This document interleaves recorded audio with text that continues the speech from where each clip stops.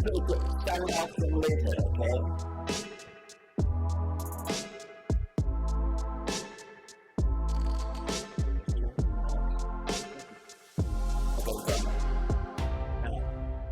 First of all, I want to thank God that I'm still standing. I might be limping around, but I'm still standing. Every mini conference, I said, this is my last one. Remember? Everyone, I'm still here, by God's grace. Today I'm going to make it very short. Very short, I was sitting inside. Let's go early. Don't know your time. Yeah?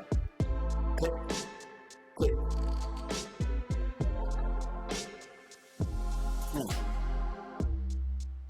Everybody has some idea about the good life, right?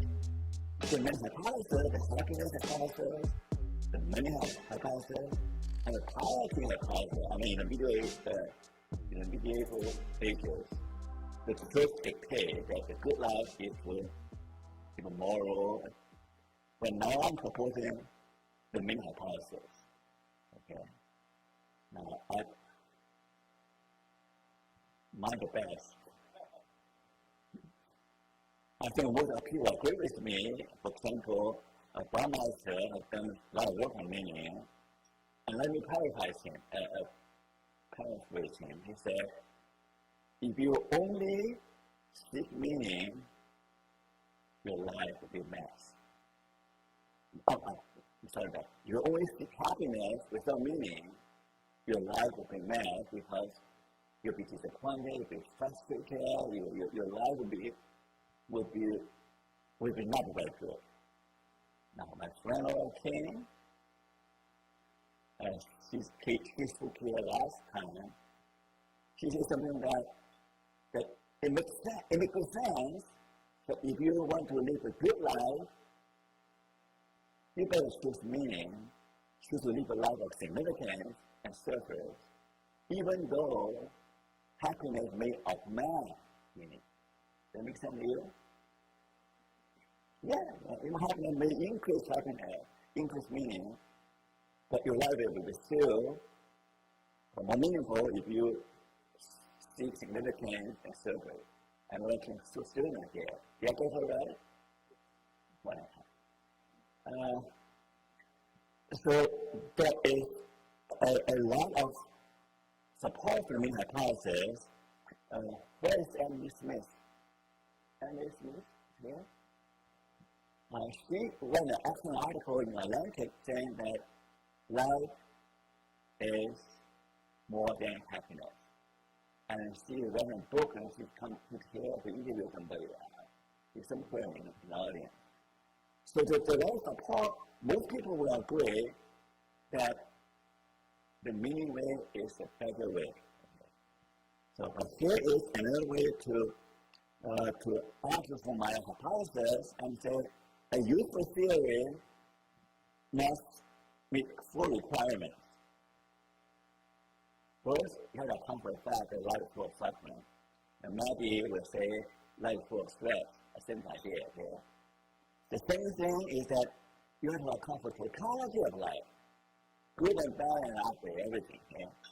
Thirdly, a good theory has to be inclusive, has to be relevant to all people.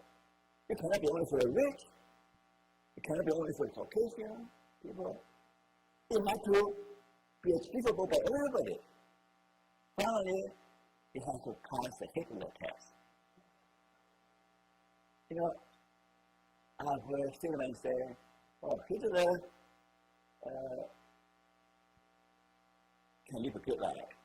And Todd will say, well, Hitler has a very purposeful life.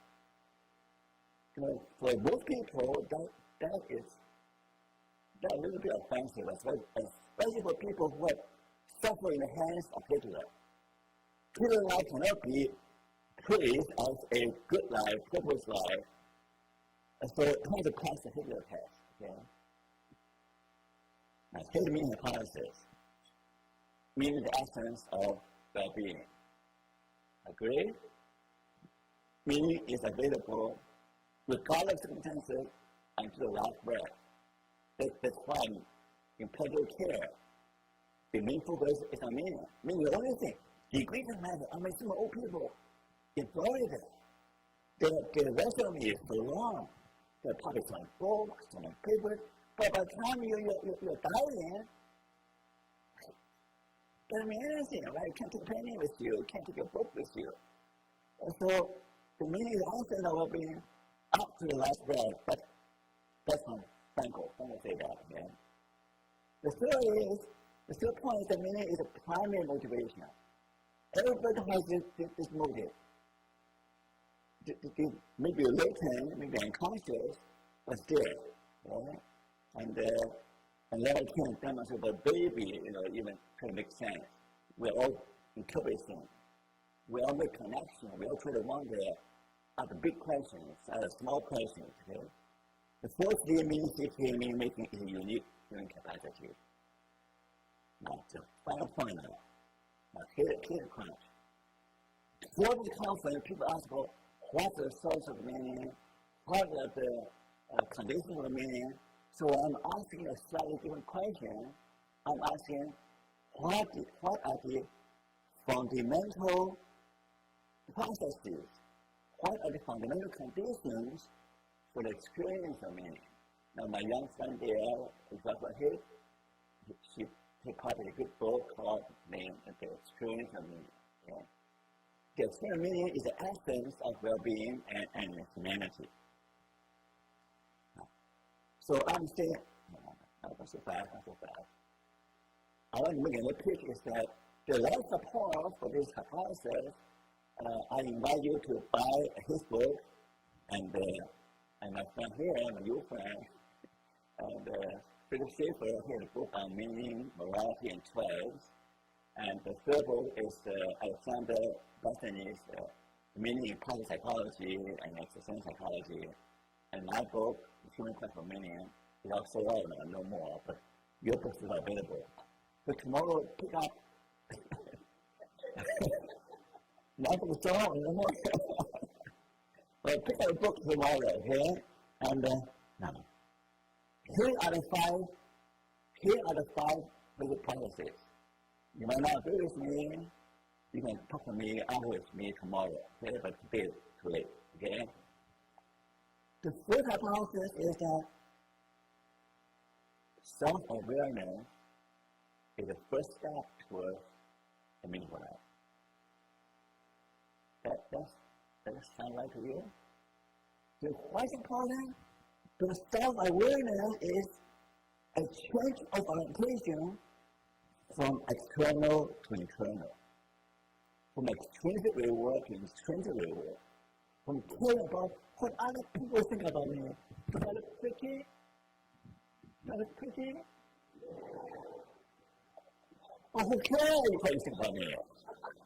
I look fit, so what?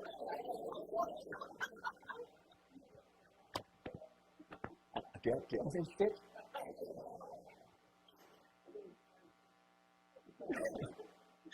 So that is a change of all it. From caring about what other people say, what other people think, outside pressure to what I want to do. It's my life, right? This orientation, first of all, awareness of one's need for change. Now, for healing and for growth. Most research show that if you are not aware of the need for change, nobody can change you.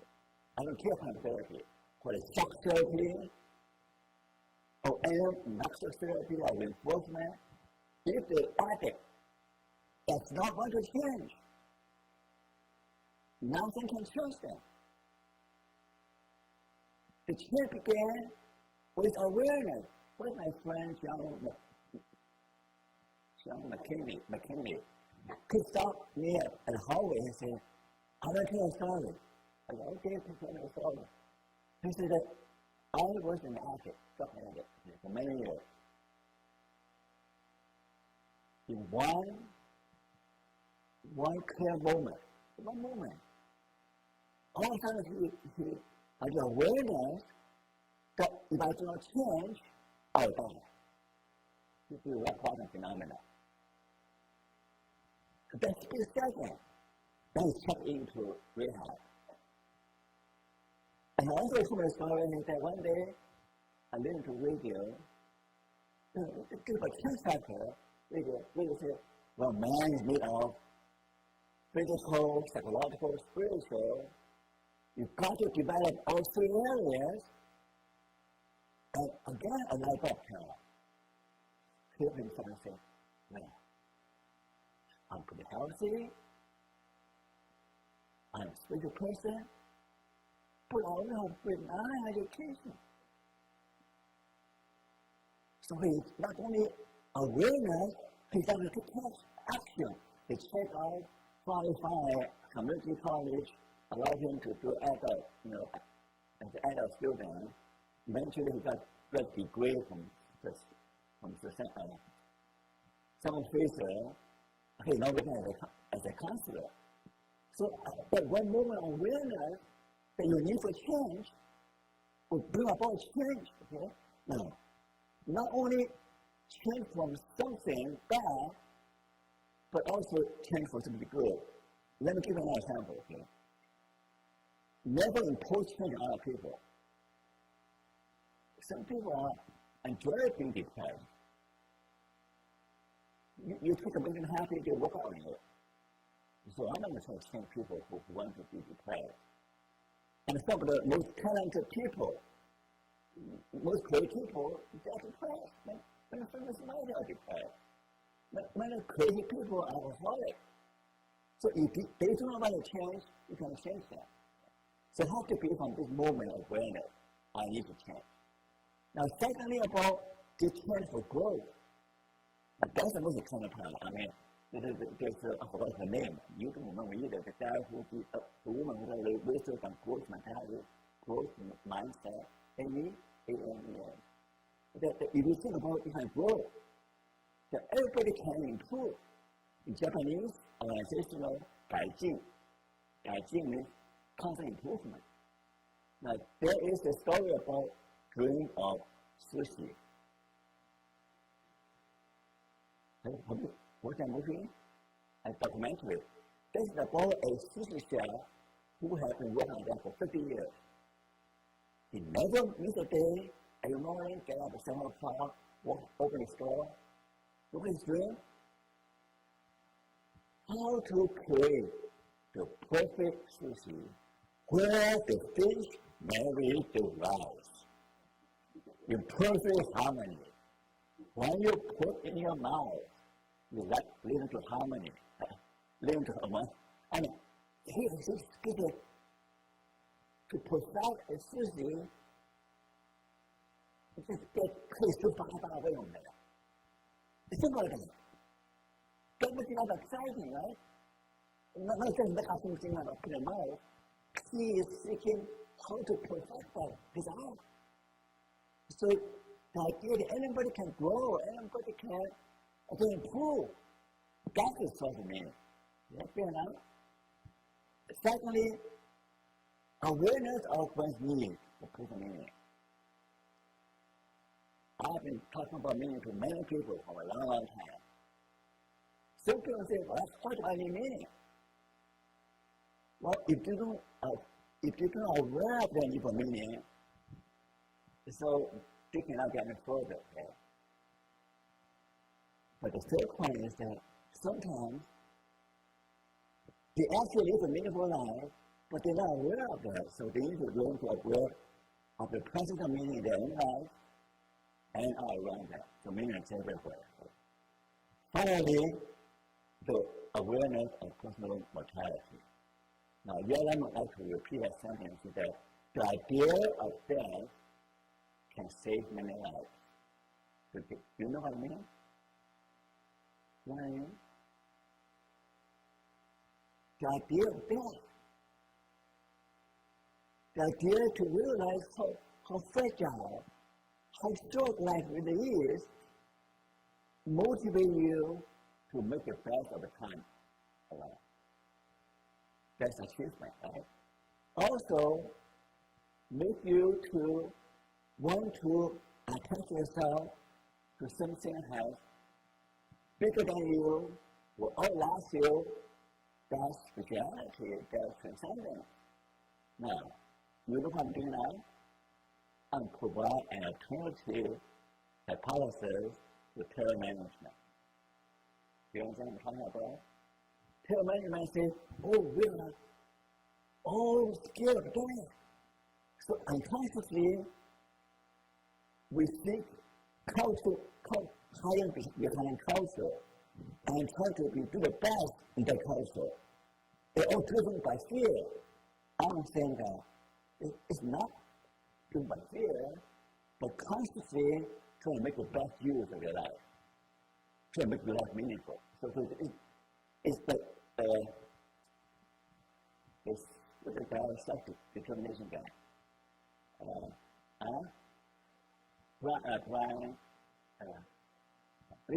Brian, who came here to speak last time, he said the same thing. I said, the motive growth can come from that.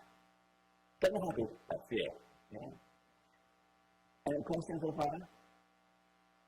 Okay. No. Okay, this is some interesting comment that how do you awaken self-awareness? The first time is the most powerful rule awakening. 9/11. That wakes up many people. When I come to the letter and then 1 split second go dead, so people really change their priority in their life. So all terminal cancer. Yeah. There's a very famous movie called Akio. Anybody watch the movie Akio? Akio in Japan actually means to live. Yeah. It's a very dark movie, but life affirming. So talk about a middle-aged person who works every day, never skip a day.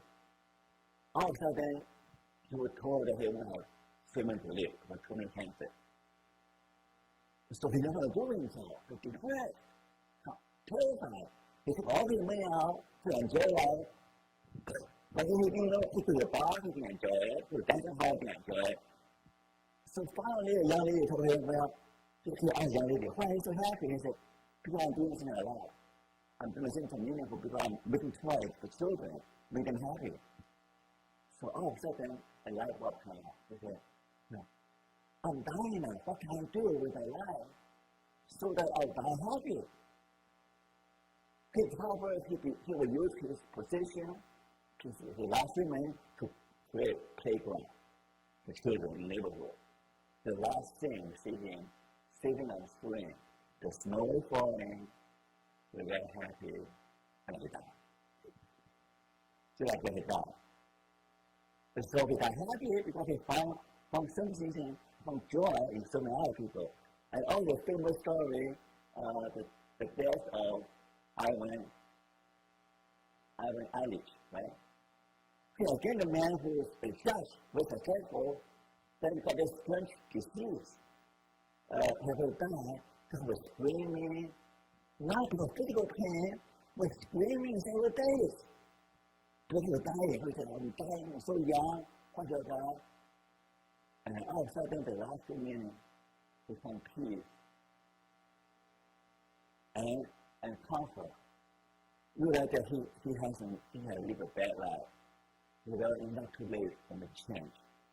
So he began to feel very nice with his life. He used to quarrel with his life all the time. Now being very nice with his life and being nice with his servant. And people change the person. So before he died, but he died happy. So we are awakening, but sometimes it can be a gradual awakening. They come to the conference, or read a book, or reflection, and then we search for meaning, and being attuned to the spiritual realm, not only searching, but you detect meaning. The Frankl doesn't like the idea about creating meaning. He was saying that meaning is everywhere, like the ocean, like Alex mentioned, but meaning like the ocean. But you need to develop the taste, you need to be attuned to reality. And so I developed a little skill, measure meaning mindset. You need to have the attitude of mindset. Then you'll be able to see meaning everywhere. The second principle is self-knowledge. From self-deception, again I switch, right? From self-deception to self-understanding. Now, I'm Superman. It's still a muscle. I'll be in trouble. No, my friend at UCLA, Taylor, her name is, she developed this partial illusion. Partial illusion is good for you, right? I'll put that drum in the upstairs, not me. I can drive, then it will happen to me. You have to smoke down, but not me. It will happen to me. But somehow, the other positive idea about what even I have done. So partial illusion is good for you up to a degree. But when it becomes positive delusion, then you're in trouble. Okay?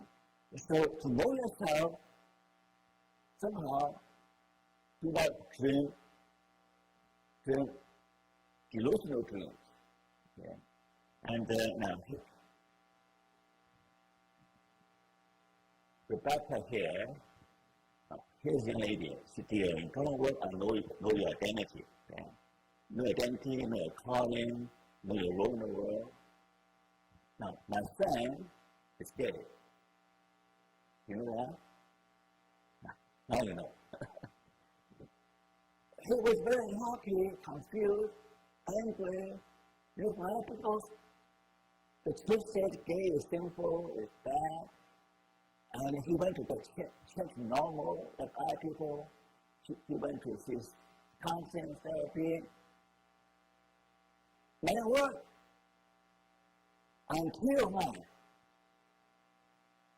Until he came out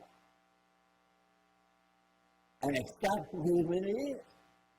That's what he liberated. So that example of become who he really is, he's gay. It's different from me. I hope he's like me, so I have grandchildren. But he's gay, he married another guy. What can I do, right? But to him, it's a liberation to when he accept his identity. Right? And also, you know your core value, you know where you stand, know your belief. Amy Anderson, who is existential psychology, very famous guy, a lot of times to the here. In work therapy, she always focus on people's worldview, assumptions, beliefs. You know, because the spiritual core is really the global meaning, really cause for many things. So you know the worldview, know your strengths, know your true self, and authenticity. My friend here, what's your name? Come on. What's your name? Sorry, I could really look authentic. So my memory is not good. Sorry, thank you. And so these are the cause and do something to improve your self-knowledge. Okay? Now here's a test. What's your dream? What's your goal? What's your passion? What's your skill? And all that has to do with self-knowledge. And it takes time. Know your inner resources. Authentic. Know what really matters. That is key on. When I do research, beginning with research, I talk to people about meaning. They say, well, what's meaning? I tell them what really matters in their life. What is something worth dying for, worth living for? So that clarifies things. Now, self-discovery. This is so simple that. Okay? Self-discovery is to trial and error. What does that mean? When I was young, I saw a dream. Do you know what my first dream?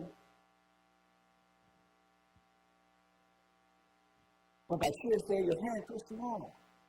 Hopeless for you. Okay. My next dream is I want to be an artist. My teacher told me, you have talent. My third dream is trying to be a creative writer. My brother, who is a genius, said, you'll never make it. So all my dreams for artistic creation are dead.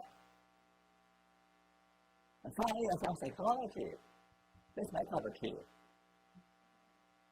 I made it. So young people come out, they don't know to try, right? Try it out. So Frankl is very right. He said, you can't find meaning, discover your meaning by just action. It's by action. By action. 就像我感觉的神经，stop knowledge, stop reflection, but plunging into life and trying, pushing, and to see what you can do and what really excites your passion. What happened? Now, here's why do I talk about know yourself? Know yourself is essential for self-transcendence.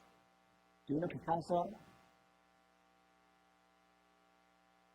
Picasso said, the meaning of life is to know your gifts and then give away. Is it good? Yeah? You can't give away if you don't know what you have. What do you do? Know your gifts, first step, second step, give away. If you don't give away, it's wasted. The more you give away, the better you give it. So determines the third process from victimhood to agency. Now that is a big part of meaning. You're 100% responsible for your life. Not 8%, not 7%. Don't blame the parent, don't blame the neighborhood, don't blame the environment, don't blame society. You're 100% responsible for your life.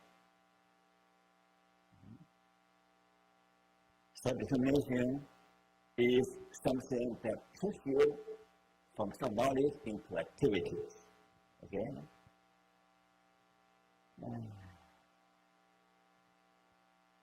I say every choice is an expression of who you are. When you engage in the world, reflect who we really are. And the third thing is that our struggle is to narrow between our ideal self and real self. You know yourself and you know ideal. The whole struggle is how to narrow the gap. So meaning comes from committed action. If there's no commitment, you don't go very far. So a self-transcendence journey is just as rewarding as a destination. You know what I mean? That means my knees hurting. Every step is my reward. Right? Every step I work. Every step is my peace. Oh, different? Oh, thank you. How sweet. If the world doesn't recognize me, so no big deal. People don't who is the poor one. No, who is he? I'm not depending on recognition or reward work because my path is my reward. That's the beauty of intrinsic motivation. Right? With that? Self-determination. Right? Now, there's a very, when Richard Ryan was here last time, and we asked him to say, remember you asked him, what is self-determination theory different from meaning theory? He said, self-determination theory is meaning theory. He's right and he's wrong. He's right because self-determination theory is a big part of meaning theory. But meaning theory is more than that. Meaning theory has self-awareness, self-knowledge, right? And self-determination, and more. Self-transcendence. That also comes from Frankl, from ego to logos. Self-transcendence represents the most radical, most extreme type of intrinsic motivation. Does it make sense to you? Simply that. Self-transcendence is the most radical form of intrinsic motivation. When you really develop yourself and give yourself away, the more you develop yourself, once you develop trend, yourself becomes the expensive self, eventually becomes no self. The Buddha teaching, my friend, and Buddha there. Eventually, when you really develop yourself to the extreme end, the self disappears, becomes no self. Yeah? Self-transcendence represents the essence of compassion and spirituality. So a fully developed self is your spiritual self. Yeah? Now the last one now, then can go home. Okay? Now the wait for 1 minute. Open. Play is a form of self-transcendence. Look why? Now last time we have a famous philosopher talk about play can be elevated to art form. It's the highest art form. When you play, you enter the state of flow. When you enter the state of flow, you forget yourself, forget about time. Does that make sense? So play is a form of self-transcendence. Your muscle, finally you revise his theory. When you get how you revise theory, he always talk about self-actualization. But when you get older, you look at his colleagues, famous people who have met all their early stages, but full of selfishness, full of pride, and full of jealousy, and full of me. It's like a university to the Harvard, where my son taught. There's a lot of people with huge ego. With huge ego. You can smell it miles away. So he said, well, self-actualization will not produce a good society. So now we go. He added self-transcendence. The highest stage of human development, or personal development, is not a huge ego, but surrender the ego in service of other people. Helping other people to actualize themselves. That is the highest stage. Okay? Serving God, serving others. 12 times the full meaning of life is to serve humanity. It doesn't often give a kind of quote. And here is by Frankl. I find the meaning of life is helping others to see the meaning of their life. Now, this afternoon, a young lady asked me, what is your meaning of life? I said, my meaning of life is to help other people find their meaning. So simple, right? But doing that, I get into all kinds of trouble. It doesn't bother me, okay? The life is best lived in self-communication. We are good? Say amen.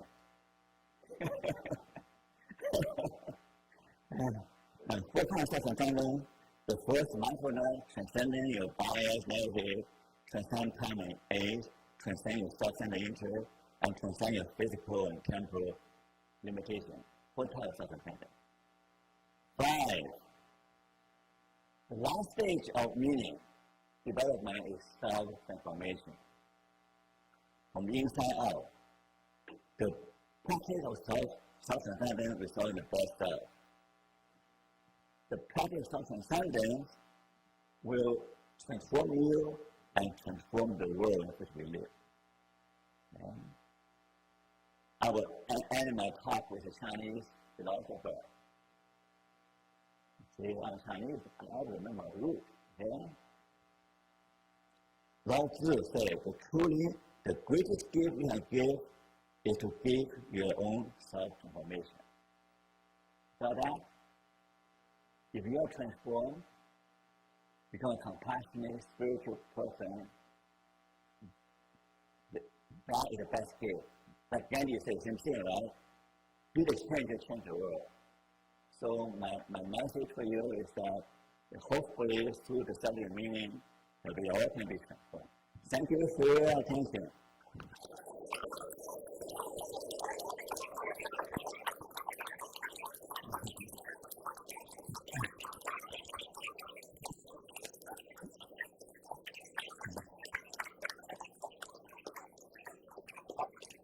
I put a timer to finish an hour.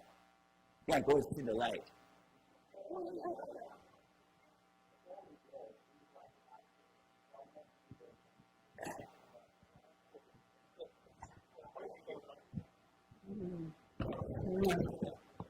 Before we go, we would like to ask Mr. Sharma to come and tell us a bit about the silent auction and the group that it's for.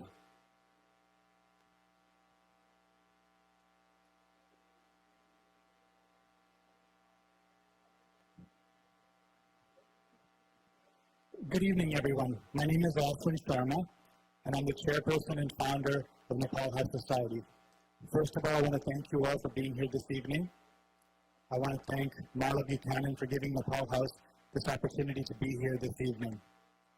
Nepal Health Society was started as a response to the children in Nepal not having enough safety measures. Nepal was coming out of civil war, and the children in Nepal were having no support from the government, and the only support that was available was through a few NGOs. Many of you may have heard in newspapers recently about the trafficking of children outside of Nepal. Many of you, I've talked to a few people here, have actually traveled to Nepal, have been to Kathmandu or to Pokhara. So our organization started as a response to the suffering of children in Nepal, and in 2007, we did our little part. We started a counseling center. We began by offering children initially we trained some Nepali counselors. They began as teachers. They were medics coming out of the war. They were interested in working with children. So we provided some basic training to them, and they were able to provide some therapeutic play, some therapeutic art, some talk therapy to children. This branched out into offering supports to children who are living in orphanages and children who are living directly and indirectly with AIDS and HIV. 2 years after that, we opened up a school for girls. We realized that in offering education to girls who are living on the fringes of society, that we're offering them just a little bit of hope. And research has also shown that if you educate a girl, she's more likely to pass that on to those in her community. And when she becomes a mother, she's more likely to share that with her own children. And then most recently, our newest endeavor has been to send some of our counselors. Well, actually, the community asked our counselors to come into a local boys' prison. These boys would eventually be leaving this facility, and we wanted to make sure that while in there, they were getting some training, and having an opportunity to develop at least a safe, healthy relationship with one of our counselors, so that when they do come out, there's someone that they can reach out to. So before you leave this evening, and I know it's been a long night and we've shared lovely food together and great company, and I love magic tricks, and I was fascinated by the magic show.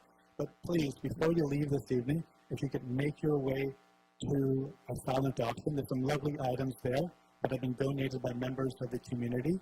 And please take a look, and if there's something that interests you, please feel free to put down a bid. It is 9:35 now. We'll keep it open for another 10 minutes. I know that many of you want to get out and see the fireworks and enjoy the rest of the evening. But at 9:45, we'll close the auction. If you've bid on something, please take a look. If your name is the last name on that list and it's been highlighted, please bring the bid sheet to one of our 3 cashiers, and they will be happy to take a credit card number, a check, or cash. So once again, thank you all very much. And have a lovely evening, and